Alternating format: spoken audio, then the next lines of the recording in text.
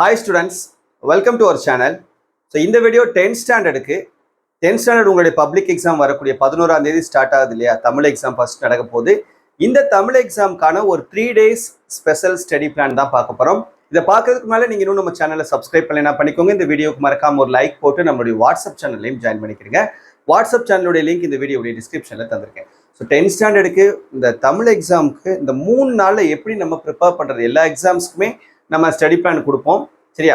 அந்த வகையில் Tamil exam first நடக்க போகிற எக்ஸாமுக்கு இந்த 3 நாளில் எப்படி நம்ம ஃபுல் போர்ஷன் கம்ப்ளீட் பண்ணுறது, சென்டம் ஸ்கோர் பண்ணுறதுக்கு கூட நீங்கள் எப்படி ப்ரிப்பேர் ஆகலாம் அப்படின்னு சொல்லிட்டு நான் உங்களுக்கு இந்த வீடியோ ரெடி பண்ணியிருக்கேன்.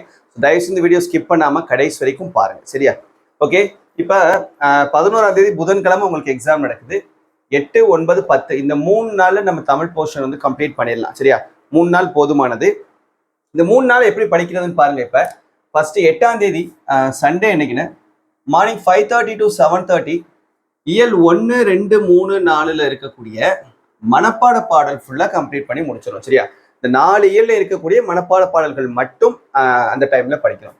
அதுக்கப்புறம் 9:30 to 12:30 டைமில் இயல் 1, 2, 3ல் இருக்கக்கூடிய நெடுவினாக்கள், முதல் 3 இயலில் இருக்கக்கூடிய நெடுவினாக்கள், திருக்குறள் நெடுவினாவும் சேர்த்து நம்ம படிச்சிடும் சரியா? அடுத்த ஆஃப்டர்நூன் 1:30 to 4:30 டைமில் இயல் 1, 2, 3, 4னுடைய சிறுவினாக்கள் படிக்கணும். 4 இயல், முதல் 4 இயலினுடைய சிறுவினாக்கள். அதுக்கப்புறம் 5:30 to 8:30 இந்த டைம்ல, ஈவினிங் 5:30 to 8:30 டைம்ல இயல் 1, 2, 3, 4னுடைய மொழிபெயர்ச்சி பகுதி வந்து நம்ம தரவு பண்ணிக்கணும். மொழிபெயர்ச்சி பகுதியில் என்னெல்லாம் இருக்குதோ முதல் 4 இயல் இருக்கக்கூடிய எல்லா மொழிபெயர்ச்சியும், கலை சொற்கள் அந்த மாதிரி இருக்கக்கூடியது இருக்கும் இல்லையா? ஸோ அது எல்லாமே நம்ம கம்ப்ளீட்டாக பார்த்துக்கிறோம். அதுக்கப்புறம் 9 to 10:30 இந்த டைம்ல முதல் 4 இயல்ல இருக்கக்கூடிய குருவினாக்கள் எல்லாமே தரவு பண்ணிக்கிறோம் சரியா? ஸோ சண்டே அன்னைக்குன்னு நீங்க படிக்க வேண்டியது காலையில 5:30லேருந்து நைட்டு 10:30 வரைக்கும். இடையில நான் உங்களுக்கு 2 மணி நேரம் 1 மணி நேரம் ரெஸ்ட்லாம் கொடுத்து தான் போட்டிருக்கேன் சரியா? இந்த 7:30 to 9:30 2 மணி நேரம் பிரேக் இருக்கு, 12:30 to 1:30 1 மணி நேரம் பிரேக் இருக்கு, 4:30 to 5:30 1 மணி நேரம், 8:30 to 9 அரை மணி நேரம், ஆக மொத்தம் நடுவில் உங்களுக்கு 3.5 மணி நேரம் கேப் இருக்குது சரியா? ஓகே, இந்த முதல் நாள் நீங்க இதை படிச்சிருங்க. 2வது நாள் 9ஆம் தேதி திங்கக்கிழமை அன்னைக்குன்னு மார்னிங் 5:30 to 7:30 டைம்ல இயல் 5, 6, 7னுடைய மனப்பாட பாடல் சரியா? முதல் 4 இயல் மனப்பாட பாடல் முடிஞ்சிருச்சு. அதுக்கப்புறம் இயல் 5, 6, 7னுடைய மனப்பாட பாடலை தரவு பண்ணிக்கிறோம். அதுக்கப்புறம் 9:30லேருந்து 12:30 வரைக்கும் இருக்கக்கூடிய இந்த டைம்ல இயல் 4, 5, 6னுடைய நெடுவினாக்கள், கடைசி 3 இயல் சரி 7வது இயலுடைய நெடுவினா இருக்கு இல்லையா? அதை கூட நீங்க விட்டுடலாம். அதில் உள்ள நெடுவினா நீங்க எதுவுமே படிக்க வேணாம். அதை விட்டுட்டு நீங்க இந்த 6 இயல் தரவு பண்ணாவே நீங்க போதுமானது. அதுக்கப்புறம் 1:30 to 4:30 மதியம் இந்த டைம்ல இயல் 5, 6, 7னுடைய சிறுவினாக்கள் படிக்கணும் சரியா? கடைசி 3 இயலினுடைய. அடுத்து 5:30 to 8:30 இந்த டைம்ல இயல் 5, 6, 7னுடைய மொழிப்பயிற்சி பகுதிகள் படிக்கணும். முதல் நாள் மொழிப்பயிற்சி முதல் நாள் படிச்சுட்டு அடுத்த 3 மொழிப்பயிற்சி வந்து நம்ம 2வது நாள் படிக்கிறோம். அதுக்கப்புறம் 9 to 10:30 இந்த டைம்ல இயல் 5, 6, 7னுடைய குருவினாக்கள் கம்ப்ளீட் பண்ணி முடிச்சிடும் சரியா? ஸோ 2வது நாளோட பார்த்தீங்கன்னா எல்லா இயலினுடைய குருவினாவும் முடிஞ்சு, சிறுவினாவும் முடிஞ்சு, நெடுவினாவும் முடிஞ்சு. 7வது இயல் நெடுவினா வேணாம் சரி, அதை விட்டா கூட போதுமானது. ஸோ அந்த எல்லாமே கொஸ்டின் ஆன்சர்ஸ் எல்லாமே கம்ப்ளீட் பண்ணியாச்சு. மொழிப்பயிற்சி எல்லாமே கம்ப்ளீட் பண்ணியாச்சு. 2 மார்க்கு, 3 மார்க்கு, 5 மார்க்கு, 8 மார்க்குன்னு எல்லாத்தையுமே கம்ப்ளீட் பண்ணிட்டோம். இப்போ அடுத்த நாள் நம்ம என்ன செய்யறோம்? 3வது நாள் 10ஆம் தேதி டியூஸ்டே செவ்வாய்க்கிழமை அன்னைக்குன்னு மார்னிங் 5:30 to 7:30 டைம்ல இயல் 1லேருந்து 7 வரைக்கும் இருக்கக்கூடிய ஒரு மதிப்பெண் வினாக்கள் படிக்கிறோம். 2 மணி நேரம் சரியா?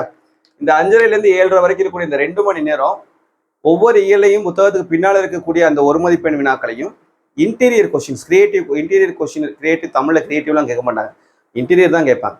இந்த இன்டீரியர் கொஸ்டின்ஸ் இருக்குது இல்லையா? அந்த கொஸ்டின்ஸை வந்து நம்ம என்ன படிக்கிறோம்னா எல்லா கொஸ்டின் பேப்பர்ஸையும், இந்த revision test, half yearly question பேப்பர்ஸ்லாம் இருந்திருக்கும். ஸோ அதை எல்லாத்தையுமே நம்ம தரவு பண்ணிக்கிறோம். அதில் உள்ளது எல்லாத்தையும் நம்ம பார்த்துக்கணும். இல்லை கைடு யூஸ் பண்ணீங்க அப்படின்னா அந்த கைடில் இருக்கக்கூடிய அந்த ஒரு மதிப்பெண் வினாக்கள் எல்லாத்தையுமே தரவு பண்ணிக்கிறோம். அதுக்கப்புறம் இந்த 9:30 to 12:30 டைம்ல இந்த பகுபத உறுப்பிலக்கணம், இலக்கண குறிப்பு, அணி, அழகிடுதல், கலை, இது எல்லாமே கலை சொற்கள், இது எல்லாமே நம்ம என்ன செஞ்சுக்கிறோம் அப்படின்னா வந்து படிச்சுக்கிறோம் சரியா? இந்த டைம்ல இந்த ஒரு 3 மணி நேரத்துல பகுபத உறுப்பிலக்கணம், இலக்கண குறிப்பு, அணி, அழகிடுதெல்லாம் ப்ராக்டிஸ் பண்ணிக்கிறீங்க. கலை சொற்கள் எல்லாமே வந்து தரவா பார்த்துக்கிறேன். அதுக்கப்புறம் மதியம் 1:30 to 4:30 டைம்ல படிவம் எல்லாமே சரியா? இந்த 4 படிவம் இருக்குது இல்லையா? 4 படிவத்தையும் நம்ம என்ன பண்ணிக்கிறோம் அப்படின்னா வந்து ஒர்க் அவுட் பண்ணி பார்த்துக்கிறோம், ப்ராக்டிஸ் பண்ணி பார்த்துக்கிறோம் கொஸ்டின் பேப்பர்ஸை வச்சு. ஸோ எல்லாத்தையும் முடிச்சிட்டிங்கன்னா இதோட போர்ஷன்ஸ் கம்ப்ளீட் ஆயிரும். எல்லாமே நம்ம படிச்சாச்சு, தரோவாயிரும், சென்டம்க்கு ரெடி ஆயிரும். அதுக்கப்புறம் ஈவினிங் 5:30 to 8:30 அப்புறம் ஒரு அரை மணி நேரம் பிரேக் விட்டு 9 to 10 இந்த டைமில் ரிவிஷன் பண்ணிக்கணும். மறுபடியும் ஒரு கோத்ரூ ஸ்டார்டிங்லேருந்து கடைசி வரைக்கும் இன்னொரு தடவை என்ன படிக்கிற வேண்டியது, அப்படியே சொல்லி பார்த்து இல்லை எழுதி பார்த்து ஏதாவது ஒன்று செஞ்சுக்கிற வேண்டியது.